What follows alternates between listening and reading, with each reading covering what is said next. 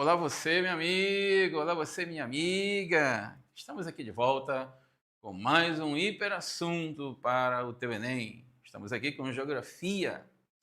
Comigo novamente, professor Giovanni Marinho, e o super tema de hoje é população. Vamos trabalhar a população. Eu queria que você fixasse bem aqui nessa tela. Você tem bem aqui, né, duas análises, né? Vamos dizer aqui, duas imagens. Na primeira imagem, você tem pessoas indo de um local para o outro, e no outro você vê um versário no hospital. Eu queria que você, nesse primeiro momento, fizesse uma análise aqui e inferisse o que as imagens demonstram. Demonstram um crescimento populacional. Primeiro crescimento aqui, você está vendo o crescimento à tua direita, é o crescimento natural, o crescimento vegetativo. E no outro, o crescimento por imigração. Aquele crescimento que acontece bastante nos últimos 50 anos, onde pessoas saem de países que estejam passando por problemas ou com guerra, alguma coisa do tipo, e vão atrás de melhores situações em outro país. Pois bem, então, aula de hoje, Geografia da População. A gente tem bem aqui nesse primeiro momento, pessoal, um infográfico. Queria que você analisasse comigo o seguinte. Você com certeza já deve ter visto teorias de natalidade. Você tem a teoria malthusiana, onde você sempre vai analisar que o crescimento populacional seria danoso ao desenvolvimento do planeta, porque, na opinião dos malthusianos, do Robert Thomas Malthus, um pastor protestante inglês, burguês, que dizia simplesmente que a população cresceria de maneira vertiginosamente exponencial, geometricamente falando. E a comida cresceria aritmeticamente. É claro que eles se enganaram, porque não contavam com os investimentos em agricultura e pecuária, tal como a Revolução Agrícola. A neomalthusiana já vai esclarecer que, sim, de fato, temos que conter o crescimento populacional, porque esse crescimento poderá ser o grande problema para a sociedade, devido ao fato de não haver, em determinado momento, investimento total para tanta gente no mundo. Já a teoria reformista, também chamada marxista, vai trabalhar aquilo que nós chamamos de desenvolvimento a partir das revoluções, dos investimentos sociais, daquilo que você tem de melhor para aquilo que nós entendemos como desenvolvimento total do planeta. Agora vai observando no infográfico novamente. Diferença entre taxa de natalidade e mortalidade vai gerar o crescimento vegetativo, o crescimento natural, que tem a ver com a taxa de natalidade sendo sempre maior que a mortalidade, aí o crescimento natural é positivo. Quando a taxa de mortalidade é maior e superior que a de natalidade, o crescimento é negativo. Lembrando que muitas vezes, quando você vê guerras, por exemplo, então morre mais gente do que nasce. Ali é negativo o crescimento natural. Lembrando, pessoal, que as teorias demográficas elas estão analisadas aqui no fator histórico, no fator social, o lado sociológico muito insistentemente utilizado aqui na nossa aula. O crescimento populacional também, ele vai de um crescimento relacionado historicamente àquele momento onde a sociedade começa a perceber que poderia deixar de ser nômade, passa a ser sedentária. Naquele momento, você ainda tem um crescimento muito pequeno da sociedade global, e essa sociedade, vamos colocar aqui antes do início do século XVII, por exemplo, você não tinha nem 1 milhão de pessoas, vamos dizer assim. O que vai acontecer? Quando você chega na Revolução Industrial, você tem uma mortalidade e natalidade ainda muito altas. Você ainda tem aquela análise de que as pessoas que vão chegar nesse aspecto, vamos dizer assim, de melhoramento na cidade, ainda é muito pouco, ainda é muito raro, ainda é muito ínfimo.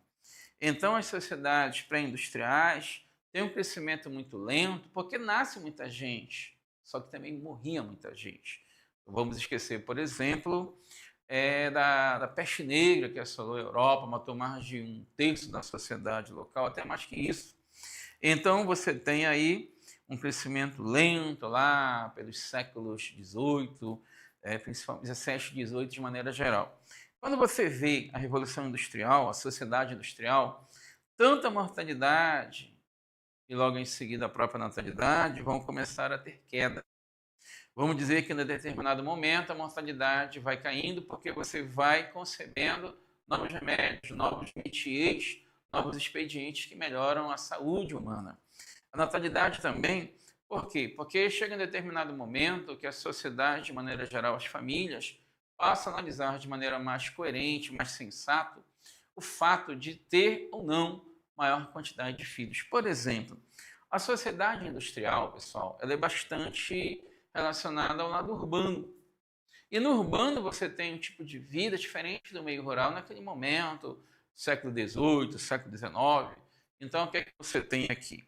Você tem uma sociedade que começa a entender-se como uma sociedade mais inteligente, mais inteligível. Então, se você está no rural precisando de 30 filhos para ajudar na colheita, no pastoreio, na cidade tu não precisa de 30, vai precisar de 3, máximo 4.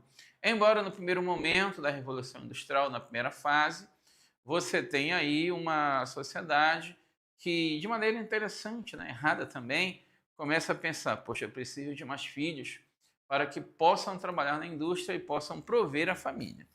Pois bem, essa sociedade industrial pós-século XVIII, pós-século XIX, ela começa a ter uma aceleração. Bora lembrar da sociedade pós-Segunda Guerra, os baby boomers. Os baby boomers que têm, no primeiro momento, uma aceleração gigantesca, pois logo em seguida percebe-se que isso tudo está errado. Então a sociedade mundial, de maneira geral, ela passa a desacelerar. Passa a haver um índice maior de investimento para que essa desaceleração ocorra. E aí, pós-industrial, vamos colocar principalmente no último século, né, último século XX, principalmente o momento atual, esse primeiro quartel de século XXI, nós temos uma estabilidade, especialmente em continentes como a Europa, em países como o Japão. Você começa a entender que a sociedade, de maneira geral, ela passa a ser mais coerente, mais sensata do que antes. A estabilidade, então, ela acaba sendo uma necessidade, até mesmo para a vida melhor de uma sociedade que agora eu posso até falar, tem muito a ver com o que nós chamamos de desenvolvimento sustentável. Lembrando que, se aparecer na tua prova do Enem o termo boom demográfico, baby boom, é aquele momento, após a Segunda Guerra, que para a janela malthusianos seria extremamente prejudicial, porque você aumenta a população, aumenta o custo de criação do indivíduo, você acaba dando problemas para os próprios biomas de maneira geral. Vamos analisar bem aqui, pessoal, no lado esquerdo. Muitos jovens numa sociedade vai ter mais encargo em educação e saúde infantil e adolescentes. Ao contrário, se tiver muito idoso, vai ter muito encargo em saúde do idoso e na questão da previdência, aposentadoria. Não esqueçam disso, por favor. Bem aqui nós temos um quadro, nós temos aqui um cenário que já caiu no Enem, onde você tem a taxa por habitante, né, nessa seta que está na vertical. Na seta horizontal você tem as fases por período. Fase 1, pré-transição, antes da década de 50, no século passado. A fase 2, a aceleração demográfica pós-Segunda Guerra. A desaceleração, principalmente anos 70, 80. E a estabilização, que seria a fase atual. Agora, observe bem, a linha vermelha tem a taxa de natalidade, ela está lá em cima, porque nascia muita gente. A taxa de mortalidade, ela está aqui embaixo, mas ela segue um preceito muito parecido. Então, se você observa, a espacialidade entre natalidade e mortalidade é muito pequena. Já quando você chega na fase 2, a aceleração, a mortalidade cai, mas a natalidade continua. E aí a espacialidade, você vai percebendo, ela aumenta. Então você tem aí um crescimento vegetativo bem alarmante, inclusive. Aí observe, na fase 3, anos 70, 80 do século passado, aí sim a natalidade cai. mortalidade continua em queda e se estabiliza em queda. Aí o crescimento, observe que essa linha pontilhada aqui vai descer, o crescimento desce. Chegamos nesse momento atual de estabilização da população, a natalidade continua bem baixa e a mortalidade idem, o crescimento vai baixando mais ainda. Eu queria que você entendesse o seguinte, que quanto mais gente você tem no planeta, maior o índice de consumismo nesse planeta.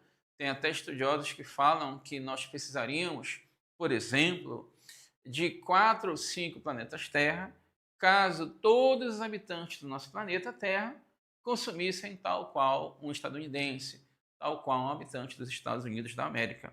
Então, quando a gente percebe todo esse cenário de natalidade, de mortalidade, quando você vai observando essa população crescendo em determinado momento e diminuindo em outro, você vai observando, sim, a transição demográfica ela está presente aqui. E essa transição demográfica ela passa a ser extremamente necessária. Agora que fique um alerta. Para o Enem, a estabilização da população ela acontece bem mais fortemente nos Estados Unidos, na Europa, Japão, Austrália, Nova Zelândia, em alguns países emergentes, né, de maneira geral. E aí o que é que você percebe? Essa emergência, pessoal, ela não vai descambar totalmente para os investimentos familiares. O orçamento familiar, ele entenda-se dessa maneira, primordial para o desenvolvimento da sociedade de um país. Então, quando você pensa em países muito subdesenvolvidos, tal como a população africana, a maior parte dos asiáticos, grande parte dos latino-americanos, você vai entender que sim, de fato, ainda tem país onde muita gente consegue ter mais de 3, 4 ou 5 filhos. Tem muito a ver com a educação, sim, é verdade, mas tem muito a ver com a cultura, inclusive com a própria religiosidade, vamos dizer assim. Pessoal, mais umas coisinhas aqui, caíram no Enem, está trabalhando aqui nos slides. Da tua esquerda você tem o seguinte, fixa na análise aqui. Causas da queda da taxa de mortalidade. Descoberta de antibióticos e vacinas. Pessoal, existem pessoas que você conheceu, existem ídolos que você conheceu do entretenimento, da música, do cinema, que morreram tão simplesmente porque não havia sido descoberto ainda naquele momento da morte deles remédios. Por exemplo, quando tu pensa em sulfa, em dexametasona, dentre outros também antibióticos, você percebe que sim, muita gente poderia ter sido salva. A assistência médica hospitalar foi estendida. Podemos dizer também que quando se fala em saúde, você tem uma quantidade bem maior de médicos hoje operacionalizando seu papel para que haja um melhoramento da sociedade e o não perecimento desse povo acaba gerando também um crescimento populacional. Aqui tu tens a ampliação do sistema de água e esgoto. A gente vê nas últimas reportagens, por exemplo, que está havendo enchente em locais aqui da Amazônia, o Amazonas, o Acre, Rondônia, especialmente o Amazonas está tendo aí um crescimento muito abrupto das águas da bacia amazônica, então muita gente está tendo problemas com a falta de um saneamento básico, a falta de água potável, o advento de doenças vinculadas a patógenos, aí você lembra da leptospirose, da cólera, do rotavírus, dentre outras doenças muito relacionadas a essa bendita falta de saneamento básico. Então, quando você tem uma ampliação do sistema de saneamento básico a nível global, você melhora a sociedade. Mas, infelizmente, se eu pegar 2/3 da sociedade global, pelo menos 1/3 não tem acesso real, cabível a essa população, a essa situação de melhoramento do saneamento básico. Então, a consequência disso vai aumentar o crescimento natural da população, a taxa de mortalidade cai. Por outro lado direito aqui do teu vídeo, causas da queda da taxa de natalidade. A urbanização, observe bem, a população do planeta Terra, ela passa a ser mais urbana Não tem nem 25, 30 anos atrás. A população urbana, ela ultrapassa a rural, não tem nem 4 décadas. Então, a maior parte do povo vivia realmente no meio rural. Essa urbanização que começa com a Revolução Industrial entre o século XVIII e XIX, ela é primordial na Europa, na América Anglo-Saxônica, no Japão, na Nova Zelândia, Austrália. Então, você vai percebendo, de fato, que ela só vai ficar efetiva no século XX para o século XXI. Essa urbanização, ela vai também vincular, dentre outras análises estratégicas da população, a entrada da mulher no mercado de trabalho. Pense bem. Antigamente você tem o homem, o provedor da família, uma coisa bem ultrapassada, inclusive, porque vem a mulher e ela não vai ser somente aquele indivíduo que vai ficar só em casa tomando conta da casa, dentre outras coisas. Então esse lado muito machista, ele vai sendo eliminado e aí então a mulherada realmente está dando o seu papel, dando o seu melhor para ajudar na família. Inclusive, de cada 10 famílias brasileiras, pelo menos 3 são sustentadas, são lideradas por mulheres, casadas ou não. Observando bem que o custo de vida nas cidades também aumenta, você tem que diminuir a quantidade de filhos. O acesso ao método contraconceptivo, ele é primordial. Por quê? Porque essa mulher casou. Ela sabe que ter 3, 4, 5 filhos é algo ruim.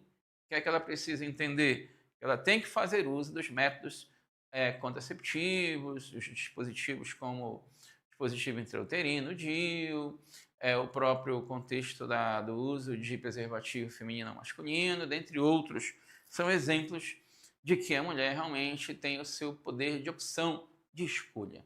E aqui a consequência, a população diminui o grau de pessoas nascendo, a natalidade cai. E aí você vai adiante. Pense bem, em termos de Brasil, não esquece, por favor, alguns alunos me ligam, os alunos me interpelam na rua e perguntam o que mais cai no Enem em Geografia. O que mais cai em Geografia no Enem é Brasil.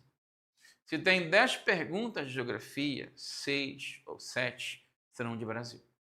3 ou 4 no máximo serão de mundo, sendo que tem perguntas que é Brasil e mundo ao mesmo tempo.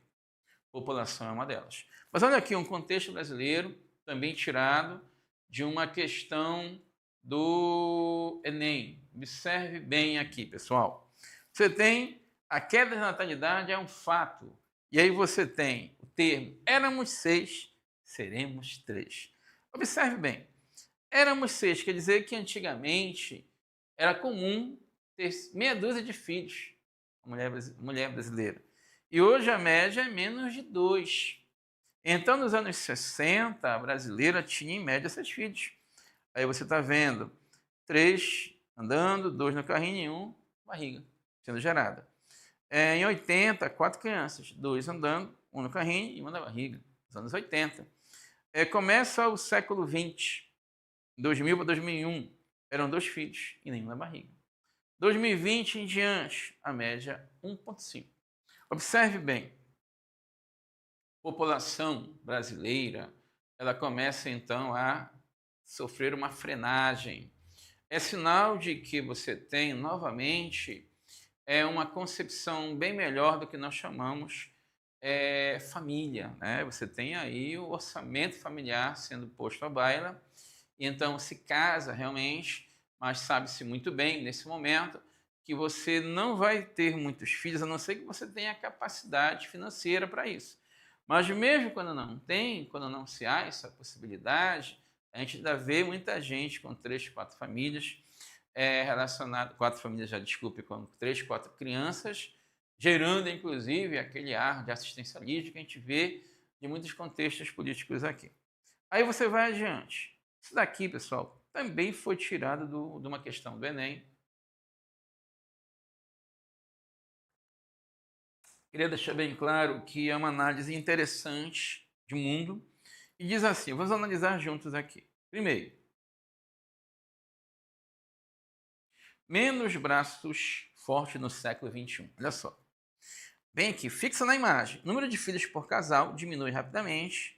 Para a maioria dos economistas, isso representa um alerta para o futuro. Olha só.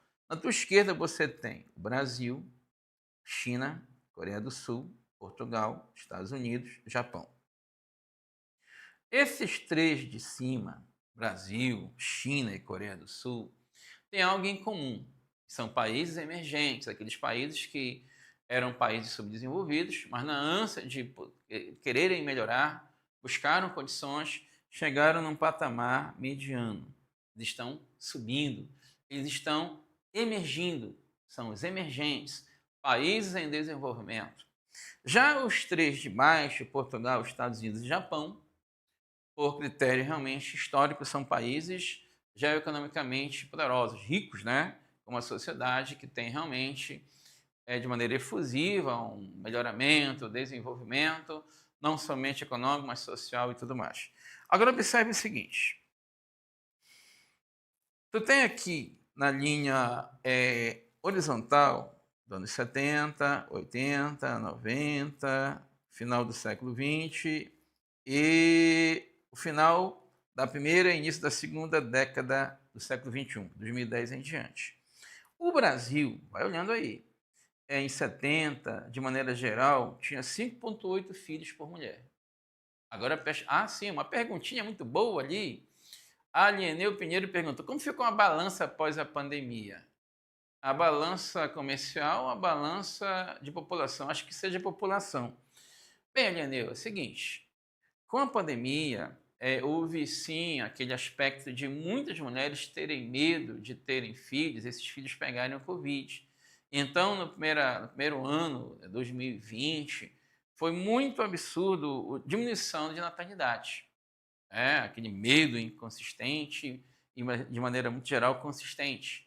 Em 2021 também. Já 2022 já diminuiu aquele medo, vamos colocar assim, mas não descambou para um crescimento, para um absurdo de nascimentos.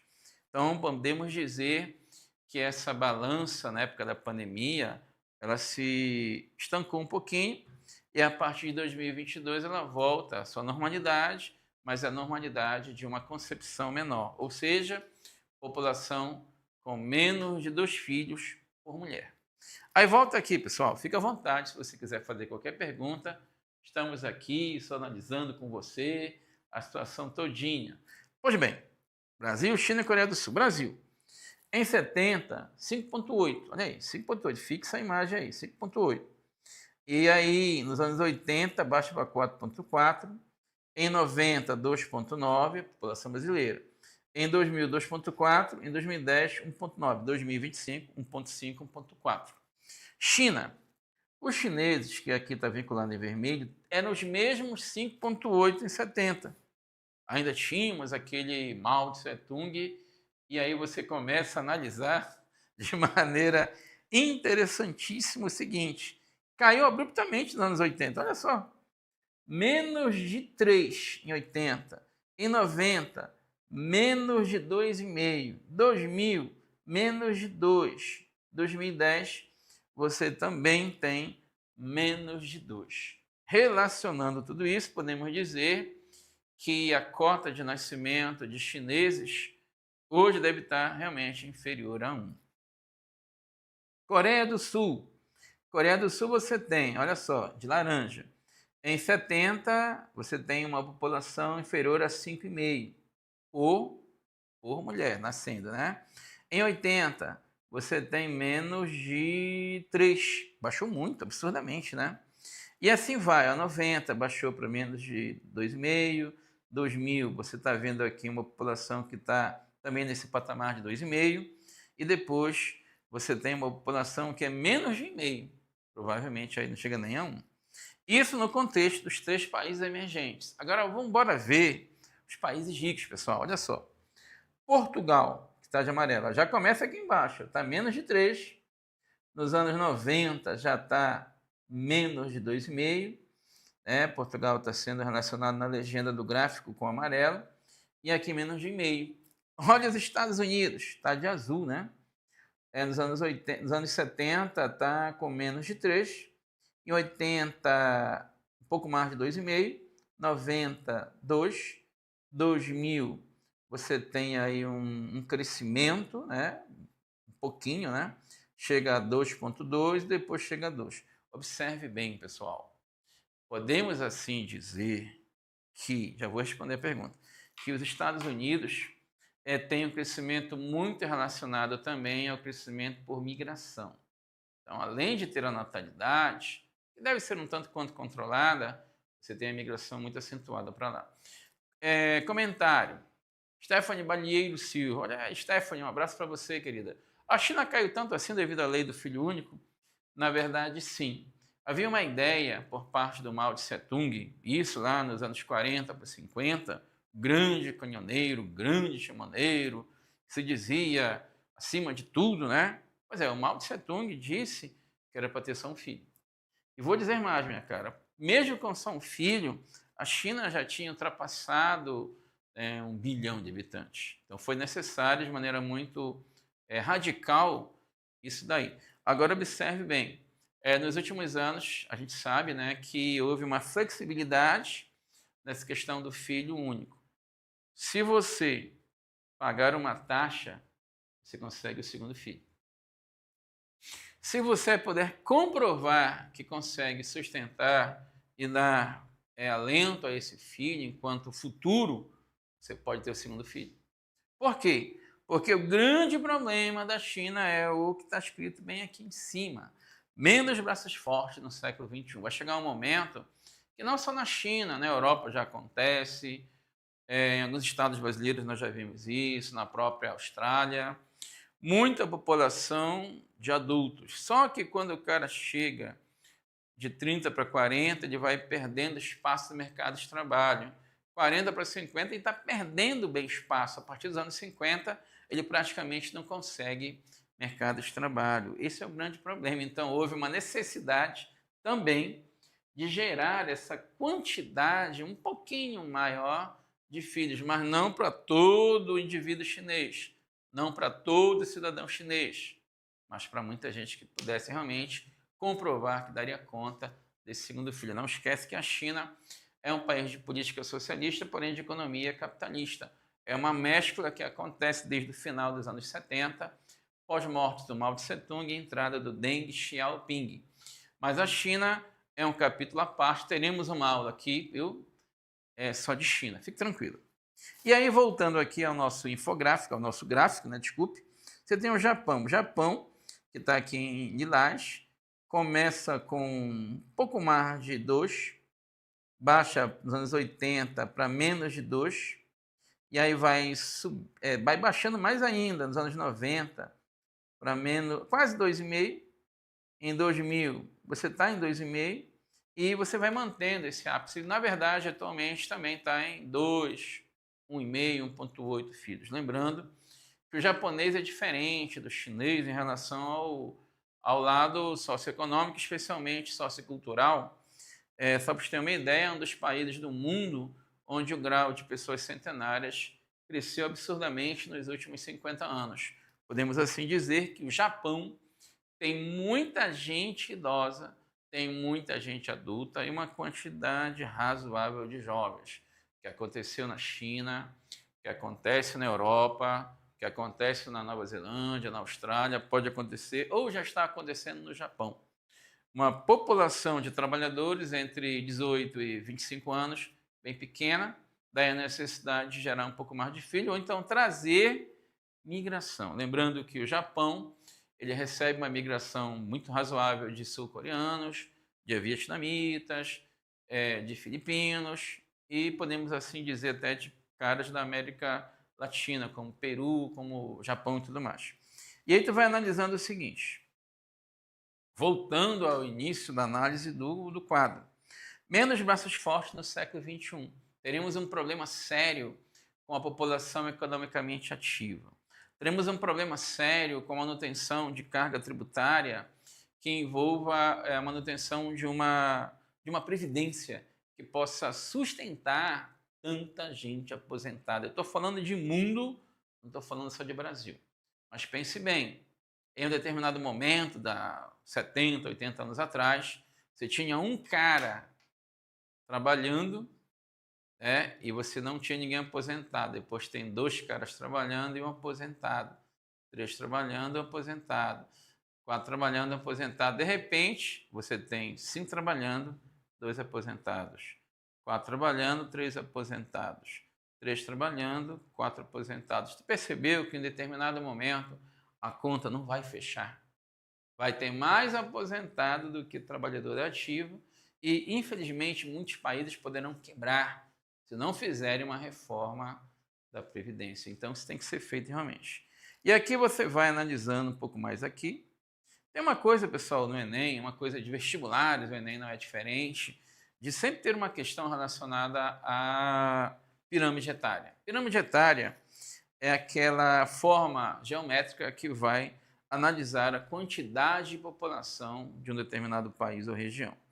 Bem, aqui você tem, pessoal, a pirâmide etária do México de em cima. Ó. Fixa na imagem aqui, pessoal. Lá em cima, à esquerda, a pirâmide mexicana, no meio a pirâmide brasileira, do lado direito a pirâmide francesa. Olha só, pessoal. Observem bem a pirâmide mexicana. A base ela é bem larga. Significa que tem muito jovem aí. Olha a base brasileira, pessoal. A base já não está, por exemplo, de pessoas de 0 a 5 anos, já é menor.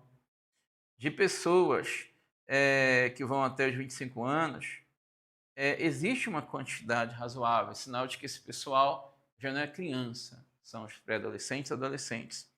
Na França, a quantidade é bem pequena de população de crianças e de jovens. Observe bem aqui que essa população pequena, a base é bem curtinha. E aí tu vai percebendo aqui no meio que você tem realmente pirâmide na análise literal da palavra, no México e no Brasil, mas na França você tem praticamente aqui um zigurate, você tem um prédio que não tem esse formato piramidal. Vai observando aqui no México, a partir dos 50 para 60, a população idosa, né, da melhor idade, ela fica muito estreitinha. No Brasil, já não é tão estreita. E quando chega ali nos 70 para 80, você tem já uma elevação. População adulta, desculpa, população idosa no Brasil já crescendo. Em percentual no Brasil, os jovens, eles têm esse lance muito de terem uma queda. E o adulto vai subindo. O idoso mais ainda. É claro que em população absoluta, a de jovens é bem maior que a de idosos no Brasil. A da França é peculiar, olha só. A área de adultos é bem estreitinha, idosos também, só que tu percebe que na França tu chega em 80, 90 anos muito normalmente. Aqui embaixo você tem, vamos dizer assim, uma projeção de uma pirâmide absoluta em 2013. Observe bem, em 2013 a população de 0 a 5 anos é bem pequena. A população de 5 a 10 ela é maior, mas não é tão grande quanto a de 15, a de 20, 25 anos. Essa projeção para 2040, observe bem, já não é mais uma pirâmide, é praticamente um peão. E aí você tem aqui a área envolvida com uma população adulta esplendidamente gigante. E a população que vai até os 80 também é muito forte. Nessa projeção a 2060, então daqui a 35 anos, população de crianças pequena demais, de jovens pequena, de adultos gigantesca e de idosos também gigantesca. O que pode acontecer, pessoal, é que, novamente, aquela questão, aquela análise científica de que a população vai ser tão idosa e tão adulta que vamos ter problemas no aparato de mão de obra braçal, por exemplo, que tem serviços que você precisa de uma pessoa mais jovem, vamos dizer mais forte, nada contra, e muito menos sem preconceito com quem é mais velho. Eu mesmo vou fazer 53 anos, tem gente que me chama de velho. Interessante, né? O povo brasileiro às vezes é tão hipócrita, né? Que o cara chega e diz assim, Kaique, olha, esse cara fala assim, você tem quantos anos? 33, caramba, mas você é tão velho. Aí quando o cara vai num velório, minha senhora, meus pêsames, quantos anos tinha seu marido? Ele tinha 69. Ele era tão novo. Quer dizer, quando está morrendo, é novo. E quando está vivo, é velho. Olha a hipocrisia da gente aí. Então, não esquece. Interpretação de pirâmide, quando a base é larga, tem muito jovem. O centro é os adultos, está muito larguinho porque tem mais adulto. O ápice é pelos idosos. O número de idosos sempre vai ser menor, pessoal. Só que você vai percebendo de maneira muito abrupta que em muitos países eles vão se tornando uma quantidade de pessoas gigantescas em termos de população, que no Brasil podemos assim dizer que a população que passa dos 60 anos, 65, por exemplo, é um nicho tão forte, tão grande, que passa a ser vinculado à questão financeira. Tem cidades, sabe, galera, no interior do Nordeste, no interior da Amazônia, que quando sai o salário desses aposentados, parece que a vida chega de volta naqueles municípios. Parece que naquele momento o dinheiro vai circular novamente, ainda que de maneira mais concentrada aqui, acolá, você vai percebendo que, de fato, é uma população que não deve ser deixada de lado. Já caiu no Enem esse contexto em redação, e não esquece do grande preconceito com quem é mais velho, que é o idadismo ou etarismo, tá bom? Pode ser relacionado à prova do Enem. Vamos adiante aqui, pessoal. Novamente, um nosso infográfico de fluxos migratórios. Lembrando que essa análise de migração, ela tem, observe aqui, fixa na imagem, galera, fixa na imagem. Você tem um fluxo migratório, tem o fator repulsivo e tem o fator atrativo. Tem aquilo que repulsa e tem aquilo que atrai. Aí no contexto internacional, tem a ver com incidente demográfico, tem muita gente, então vamos sair para outro local, não tem emprego para todo mundo, pode ser verdade. Exclusão social. Acredito que de cada 10 imigrantes no planeta, 7 ou 8 são por questão de exclusão, de necessidade financeira. O setor terciário vai desorganizando, vai inchando. Eu queria deixar bem claro que o contexto economia, natureza e sociedade faz um tripé que tem uma relação tanto repulsiva quanto atrativa. Explico. Economia. Determinado país não está tendo emprego, a inflação é gigante, galopante, a natureza está dando problemas ambientais que não dá para gerar uma boa agricultura e pecuária, a sociedade está mitigando esforços, mas não consegue sair das demandas de conflitos étnicos, geopolíticos, religiosos, coisas do tipo. Isso faz com que muita gente vá embora. Em contrapartida, tem países que são muito ricos, que têm muito emprego, que têm uma natureza menos hostil, e a sociedade não tem esse problema de conflitos, então, bora buscar esses locais, da Europa Ocidental, da América Anglo-Saxônica, dentre outros. Mas tem muita coisa, pessoal, forçada. Tem pessoas que saem fugindo de guerra, refugiados da Ucrânia, refugiados da Síria, refugiados do Afeganistão. Podemos assim dizer, inclusive eu já falei na primeira aula que nós demos aqui, foram conceitos geográficos, não sei se você recorda, quando eu falei de territorialidade. Pois bem, pessoal, bem aqui nós temos a desterritorialidade, quando em um determinado local, pessoas que vivem ali há centenas de anos, geração de famílias, numa determinada língua, num jeito de ser, oportunizado por uma liderança bem interessante, de repente aquele país é invadido. De uma hora para outra, grande parte da sociedade, ou quase toda, tem que ir embora. Isso é desterritorialidade. Comentei a questão indígena, comentei a questão periférica, até mesmo da questão da gentrificação. Isso pode ajudar você a entender, vamos dizer assim, esse cenário de imigração. Uma perguntinha aí, galera. Bianca Macedo, um abraço, Bianca. Quanto mais velha a população fica, mais difícil fica de se aposentar, né? Depende, Bianca, depende do país. Por exemplo, se for um país como a Suécia, acha que é fácil se aposentar. Finlândia, Noruega, esses países nórdicos dão show, né? Agora, se for um país como o Brasil, que tem uma população que está 215 milhões de habitantes, mais de 150 milhões trabalham direto e indiretamente, mas você sabe que a Previdência é algo político, econômico de muito tempo, o erário público depende muito disso, o que vai acontecer? Quando você percebe, sim, com certeza absoluta, essa sociedade vai ter prejuízo. Por quê? Porque se você, olha só, o caso brasileiro, entenda o raciocínio aí, Bianca, olha só como é. A sociedade brasileira tem uma população que cresce hoje menos do que 2 filhos por mulher nos últimos 10, 15 anos. Beleza. Só que você tem uma população de aposentados que também vai aumentando, mas parece que vai aumentando mais do que a população de crianças e de jovens.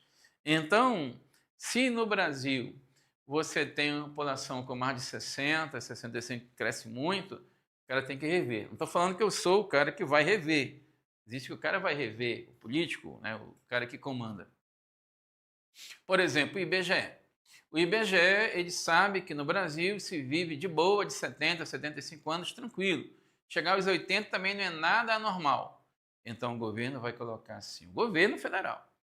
Vamos colocar a aposentadoria na galera seletista, da CLT, né? 70 anos. Então o cara faz 70 e se aposenta. Mas o governo sabe, olha só, isso é até maquiavélico, né? Que com 80 ele vai estar morrendo. Então o governo federal vai sustentar esse aposentado por uma década. Porque até então você vai analisando assim, não, o cara vai morrer com 60, então se aposenta com 50, 10 anos também. Teve um tempo que era 65, então se aposenta com 60. Mas ele morria com 65, só agora ele morre com 75. Então o governo, sabendo que não vai querer lidar com esse ônus por 15 anos, o que vai acontecer? Essa sociedade acaba por ser prejudicada. Minha Nossa Senhora, muito obrigado, meu amigo Wirley Jatiniel Júnior.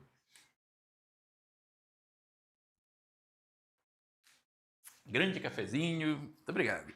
Café preto das melhores qualidades aqui. Bem, aí volta para cá, Bianca. Estou terminando aqui. Então não é que fica difícil se aposentar. Ele consegue. A questão toda é manter-se vivo com essa aposentadoria.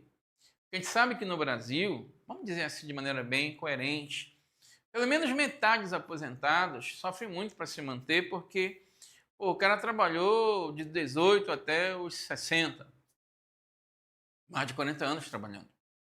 E ele tem muitas doenças, tipo lesão de esforço repetitivo, pressão alta, diabetes, coisas infecto-degenerativas, infecto-contagiosas. Então, aquele cara tem comorbidades que vão fazer com que ele tenha que gastar muito remédio. Os remédios não são tão baratos assim, embora o governo federal consiga quebrar patentes e aí você consegue diminuir preço, mas tem muitos remédios que de fato não conseguem. Grande abraço, meu amigo aí, meu amigo Márcio, grande cara da matemática. Você mora no meu coração, amigo. Um abraço para você. Voltando aqui, minha amiga Bianca. Então, você compreendeu que depende muito do contexto. E a prova do Enem, novamente, eu vos falo, é contextualizada. Pode ter um texto, pode ter um gráfico, pode ter uma foto, pode ter um mapa, pode ter uma charge, uma figura, uma foto, uma canção, um poema. E tudo é dado para você analisar, inferir a questão. Então, geralmente, na prova do Enem, você tem um texto, algum contexto, que vai dar a possibilidade de você marcar a alternativa que corrobora com esse contexto, com esse texto, que prolonga a análise do contexto ou do texto. Lembrando que isso é Enem. Aí volta para cá, para nossa análise aqui, do infográfico, né? Então, voluntário tem gente que sai porque quer, controlado, muita gente tenta entrar, mas os Estados Unidos hoje faz uma coisa muito controlada, né? Cada vez mais. Fluxo saindo de países mais pobres para países mais ricos. Né? 90% dos casos é isso, até mais. Mas não esquece de uma coisa, pessoal. A nível global, analisando aqui do ladinho direito, nomadismo, quando a pessoa vivia num local e ficava ali por causa da, vamos dizer assim, né? Da água, das frutas, depois disso tudo acabava e passava em para outro local, já era mais sedentário. E tem também a população que usa a migração pendular. Pendular. O cara mora numa área periférica e vai trabalhar na área central. Aí volta no final do período para sua área periférica. Ou o inverso disso. Isso é muito observado na análise urbana. Transumância é uma coisa bem sazonal, bem temporária, quando você observava, pessoal, aquela galera do sul da Europa, que recebia um afluxo muito grande de pessoas que vinham do centro da Europa para as colheitas. Então, isso era muito encontrado na Europa mediterrânea, sul de Portugal, sul da Espanha, sul da França, sul da Itália, sul da Grécia. Correto? Êxodo rural é uma migração que a gente vê muito no Brasil, vê muito hoje nos países africanos. População do campo indo para a cidade em busca de uma vida melhor. Fuga de cérebros. Se aparecer isso no Enem, é assim. Fuga de cérebro. Você tem pessoas que terminaram o curso superior, fizeram especialização, mestrado, doutorado, pós-doc. O cara chegou aí, ele é um professor, um master.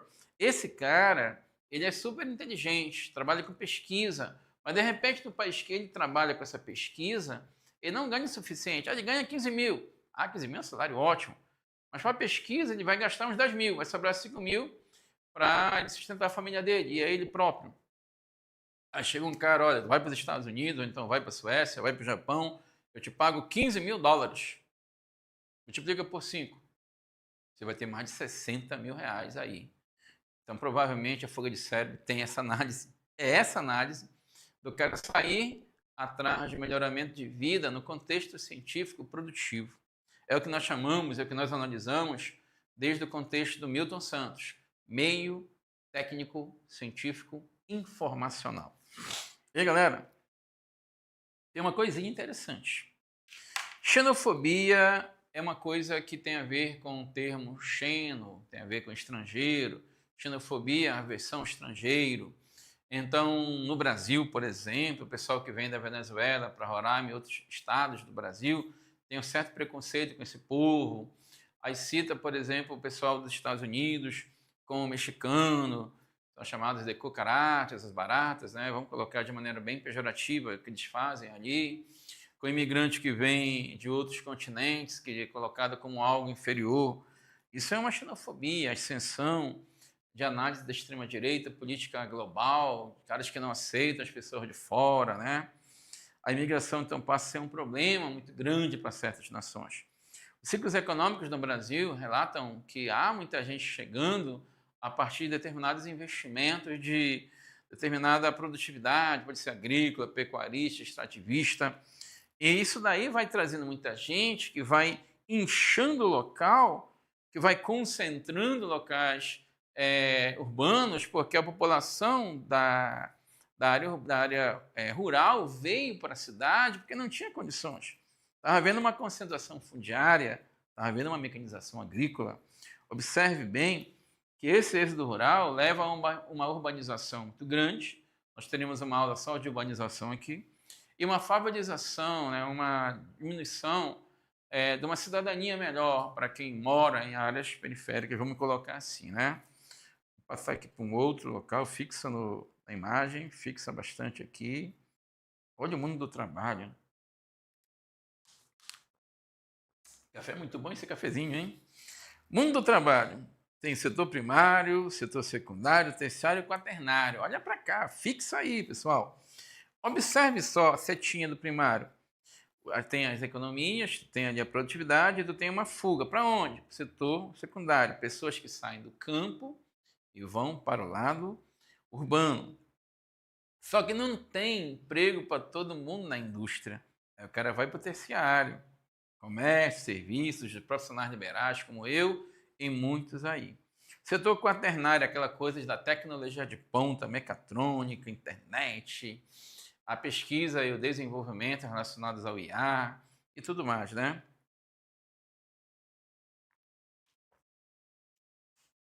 Pois bem, pessoal, preste bem atenção. Que fuga é essa? O que explica essas fugas? Concentração fundiária, o cara quer trabalhar no campo e não consegue. Novas tecnologias, chamando as pessoas para determinado ramo, nicho mercadológico. A obsolescência no mundo do trabalho. Você já percebeu, meu amigo que está aí, minha amiga que está me olhando, que está me analisando a aula, que tem muita coisa que não tem mais serventia. Vamos colocar assim. A semana passada eu estava perguntando, analisando sobre filme, cinema, televisão, aí depois vem VHS, depois vem DVD, depois vem Blu-ray, depois vem os streamings. Não precisa colecionar, só que algumas pessoas, como eu, colecionam, sim, DVDs, CDs. É uma coisa do passado, mas é isso. Para isso existe colecionismo, né? Então você começa a entender novamente aquela questão da memória afetiva, de um filme que tu não encontra no streaming, tu não encontra no YouTube. Mas você encontra num grupo de WhatsApp comprando, né, o filme determinado aí, pronto, tem na coleção. Não tem no streaming, mas você tem ele, colecionismo, né? Mas eu queria deixar bem claro o seguinte: obsolescência tem quando você não consegue mais dar rumo, prumo para essa tecnologia.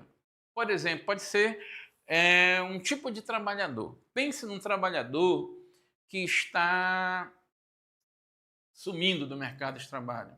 Está aparecendo paulatinamente, gradualmente, lentamente. Caixa de banco.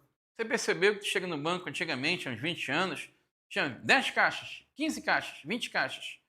Agora tem 4 caixas, 5 caixas, 2 caixas, 1 caixa. Forçando você a ir para o caixa eletrônico. Ou então, melhor, para o aplicativo. E aí certas pessoas mais antigas, muitas delas inclusive, acabam não aceitando porque não gostam, porque não tem esse habitué, né? Esse expediente tecnológico. Então isso faz com que muita gente não se qualifique, a verdade é essa. E aí o problema é a obsolescência do mundo do trabalho e a não qualificação. Com a fuga, a gente vai tendo tecnologia e crescimento em uma área, e a outra fica desprovida desse crescimento, ela vai se esquecendo. A gente cita a uberização, que, por exemplo, na época da pandemia, muita gente precisou trabalhar no home office, vamos dizer, no telepronto, aquele trabalho em casa. Era cômodo para alguns, mas nem todo mundo teve esse acesso. Vamos colocar assim. E mais, pessoal, quando tu estás no terciário, qualificação e formalidades também. Novamente, aquela questão. E aí tu começa a entender, por exemplo, a gente coloca aqui o dualismo, a dicotomia, o antagonismo de sistema produtivo. Olha aqui, Fordismo e Toyotismo. Lembra do Toyotismo? Desculpa, do Fordismo? Tudo na mesma rampa, começa num, termina no outro cara. Então esse cara aqui sabia fazer isso, esse daqui só sabia fazer isso. Não havia uma integração, não havia versatilidade, não havia, vamos dizer assim, uma polivalência do trabalhador. Não se investia em trabalhador para ser polivalente, só para ele fazer aquilo de maneira bastante mecânica, né? Isso no final do século XIX, início do século XX. Quando chega a década de 60 do século XX, você tem o toyotismo. Você tem o surgimento de um trabalho polifuncional, a polivalência, a versatilidade. O trabalhador vê aquele cenário, poxa, isso aqui está errado, vamos ajeitar. Porque lá no Fordismo, ele não poderia fazer nada, porque não teria essa autonomia. Então, a produção é por demanda, é aquilo do just in time. Nós vamos ter uma aula também sobre esse cenário do Fordismo e toyotismo. Então, isso tudo obriga você a analisar o próprio setor quaternário, porque ele investe em tecnologia, ele investe em ciência. Você tem o que nós chamamos de produtividade, né, relacionada a uma demanda, ou seja, uma produção puxada, não empurrada como no Fordismo. Porque eu chego na concessionária, eu quero um carro lilás. O senhor Divanda não tem lilás, mas a gente vai trazer lá da nossa fábrica em Minas Gerais. Vai esperar um mês. Espero. Mas foi uma coisa funcional. Porque se tivesse 100 carros lilases, haveria necessidade de um estoque, de um galpão. E aí o ônus gasto com esse galpão seria maior. Então o toyotismo ele gera essa análise para você melhorar, para otimizar a geração de lucro. Correto? Bem, e a gente vai analisando mais ainda. Vamos pegar aqui uma parte aqui de perguntas. Olha essa pergunta aqui do Enem. Tá lindo, olha. Qual dos slogans abaixo poderia ser utilizado para defender o ponto de vista neomalthusiano? Controle populacional, nosso passaporte para o desenvolvimento. Sem reforma social, o país se reproduz e não produz. Isso daí tem a ver com reformismo.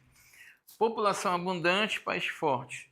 Com certeza não, eles querem população menor. Crescimento gera fraternidade e riqueza para todos. Reformismo. Justiça social, sinônimo de desenvolvimento. Marxismo, reformismo. Aí tu vai para a letra A, resposta correta.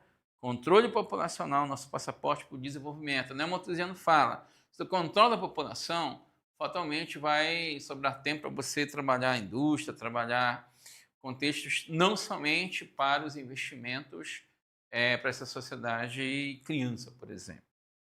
Olha-se bem aqui, já que é assim, dos reformistas, olha. Qual dos logos abaixo pode ser utilizado para defender o ponto de vista dos reformistas? Controle populacional já, o país não resistirá. B. Com saúde, educação, planejamento familiar haverá por opção. Por opção? Desconjecta. População controlada, país rico. Imperioso. Basta mais gente que o país vai para frente. População menor, educação melhor. Quanto menos gente, melhor educação. Não, pessoal. Você tem que pensar. Controle populacional já, o país não resistirá. Saúde e educação, planejamento familiar haverá por opção. População controlada, país rico. População menor, educação melhor. Pense bem, reformismo gera mudanças sociais. Então você vai pensar no seguinte: população menor, educação melhor, não. Baixa mais gente, o país vai para frente, não. População controlada, país rico. Ficaria entre A e B. Controle populacional já, o país não resistirá. Com saúde e educação, planejamento familiar virou por opção. Letra B de bola, opção correta. Olha lá. Com saúde e educação, reformas da educação, reforma na saúde. E aí você vai entender cada vez mais essa análise aí. Pessoal, lembre bem, quando tu pensas em reformas, tu acaba pensando, né, no marxismo, pensa numa revolução, coisas do tipo. Mas isso daí não está nada difícil. Basta ser sensato. Essa pergunta aqui, ela já é mais difícil, né? Não precisa pedir ajuda para os universitários. Estamos todos aqui, bora analisar juntos. Um dos maiores problemas da atualidade é o aumento desenfreado do desemprego. Esse é um ponto. O texto abaixo destaca esta situação. Desemprego é hoje um fenômeno que atinge e preocupa o mundo todo. Sim, de fato. A onda de desemprego recente não é conjuntural, ou seja, provocada por crise localizada e temporária. Está associada à mudança estrutural na economia. Daí o nome desemprego estrutural. O desemprego manifesta-se hoje na maioria das economias, incluindo a dos países ricos. A Organização Internacional do Trabalho, a OIT, estima em 1 bilhão, um terço da força de trabalho mundial, número de desempregados em todo o mundo em 1998. Então agora deve estar 1,5 bilhão, no mínimo. Desse total, 150 milhões encontram-se abertamente desempregados. E entre 750 e 900 milhões estão subempregados. Subemprego. O cara não está desempregado, mas ele está em alguma coisa que ele está subhumano, ele está sendo maltratado, está quase mendigando, é algo bem afrontoso à cidadania. Pois bem, uma outra coisa que eu queria colocar, queria que você analisasse aqui comigo, bem aqui no quadro. Tem como eu te ver aqui no quadro, Kaique? Olha só. Kaique. Bem aqui você tem a palavra desemprego estrutural e aqui a palavra desemprego conjuntural. Eu queria que você prestasse atenção numa coisa. Isso daqui é importante para o Enem. Por quê? Olha só. Desemprego estrutural, desemprego conjuntural. Isso aqui tem a ver com a conjuntura. Isso aqui tem a ver com crises.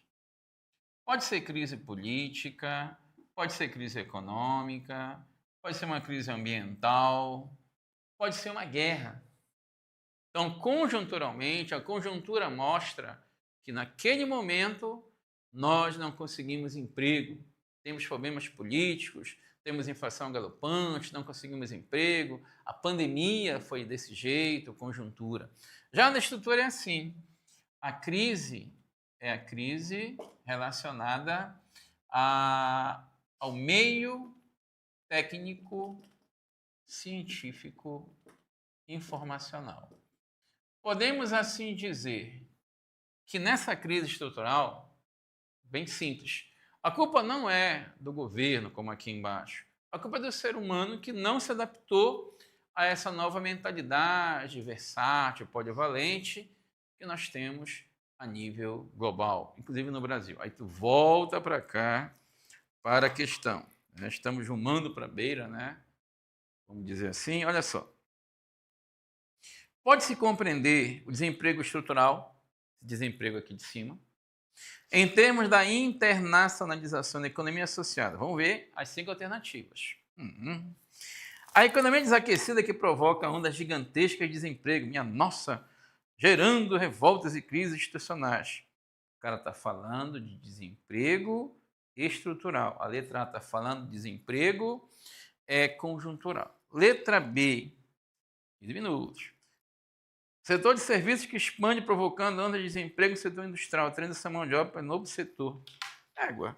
Setor de serviços que se expande, provocando onda de desemprego. Serviços. Aí o cara vai para a indústria. Lembre que a indústria utiliza a máquina. A máquina substitui o homem. Fica incoerente a letra B. Aí tu vai para a letra C. Ao setor industrial que passa a produzir menos, buscando enxugar custo, provocando com isso demissões em larga escala. Tem a ver com crise política e econômica. Preste bem atenção, A, B e C estão fora por não terem relação com o desemprego estrutural, e sim com o conjuntural. Letra D.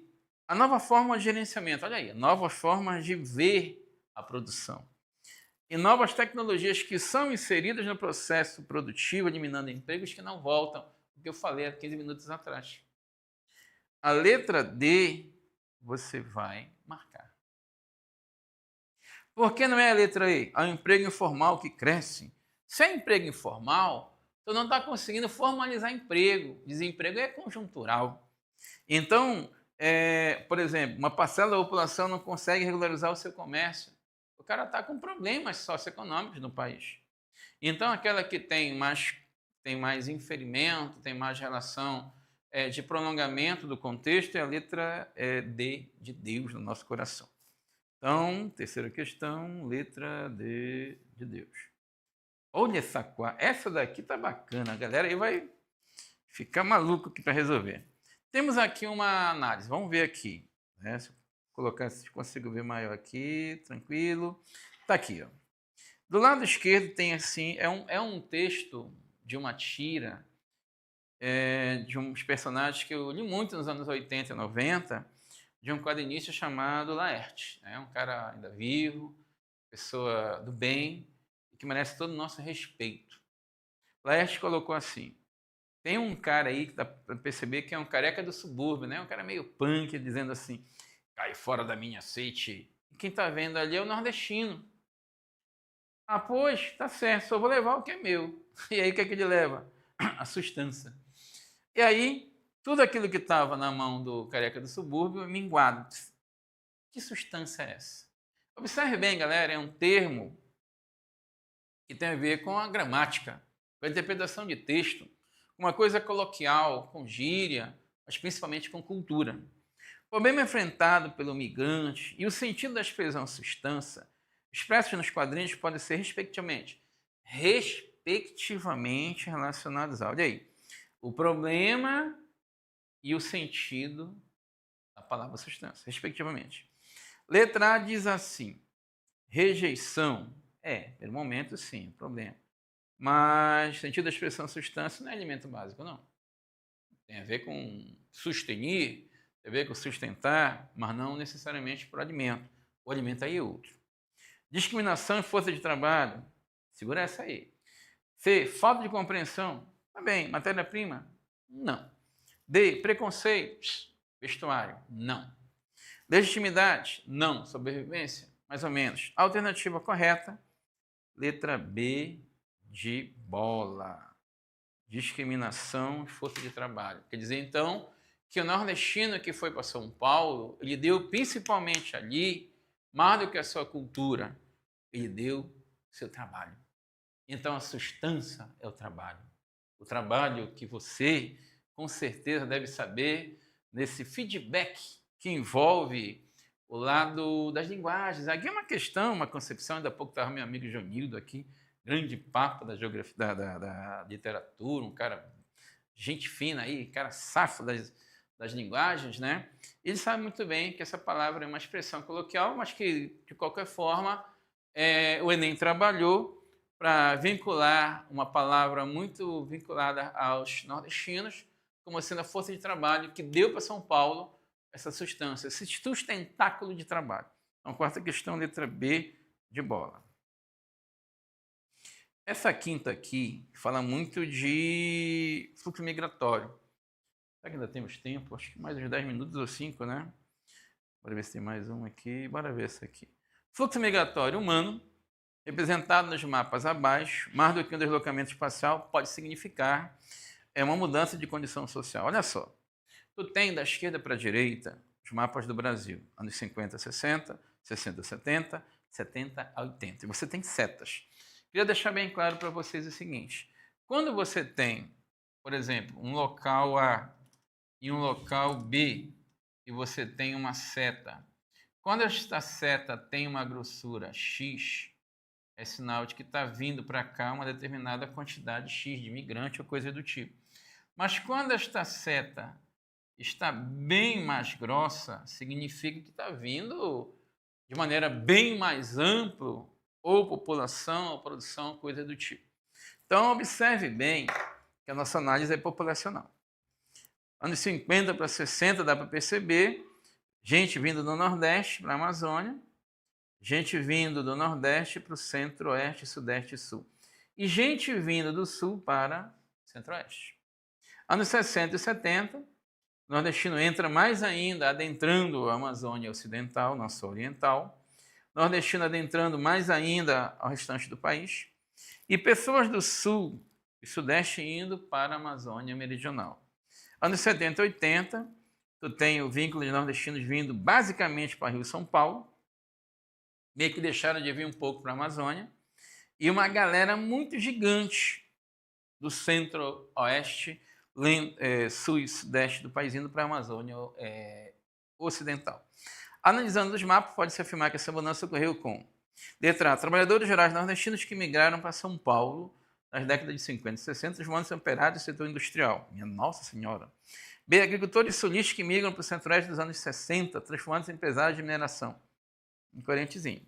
Trabalhadores rurais nordestinos que migraram para a Amazônia nos anos 60, transformando-se em grandes proprietários de terra. D, moradores de periferias das grandes cidades que migraram para o interior do país nos anos 70, atraídos pelas oportunidades de emprego nas reservas extrativistas. A letra D, não. E, pequenos proprietários rurais nordestinos que na década de 70 migraram para São Paulo para trabalhar como boas-feiras na colheita de café. Olha, pessoal, ninguém está dizendo que não aconteça, mas podemos assim dizer que isso foi mais forte no final do século XIX, início do século XX, especialmente anos 30, 40, 50 e tudo mais. Aí tu vai fixar-se mais do meio para o início das alternativas, né? Trabalhadores nordestinos que mineram a Amazônia, transformando em grandes cidades de terra, agricultores sulistas que mineram para o centro-oeste, transformando em empresas de mineração. Pessoal, a letra B tu tira. Ninguém está dizendo que não tem mineração. Mas esses agricultores sulistas aqui, eles vão trabalhar com agricultura e pecuária, não com mineração. Está entre A e C. Trabalhadores rurais nordestinos que migraram para São Paulo nos anos 50 e 60, minha Nossa Senhora, em operários do setor industrial. Será que eles se transformam realmente? Será que fica realmente operários do setor industrial? Pessoal, trabalhadores nordestinos que migraram para a Amazônia nos 60 transformando-se em grandes proprietários de terra. Pessoal, a resposta aqui seria a letra A, só por uma questão.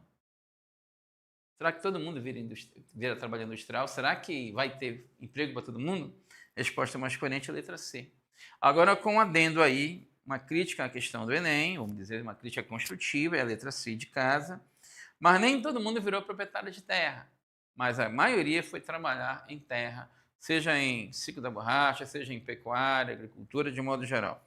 Então, aqui da questão, ficamos com a letra C de casa, e a gente vai encerrando aqui a nossa teleaula, dizendo que na próxima aula a gente vai exercitar mais um pouquinho de população e adentraremos a um outro tema, possivelmente aqui trabalharemos a urbanização a nível global e a nível nacional, beleza?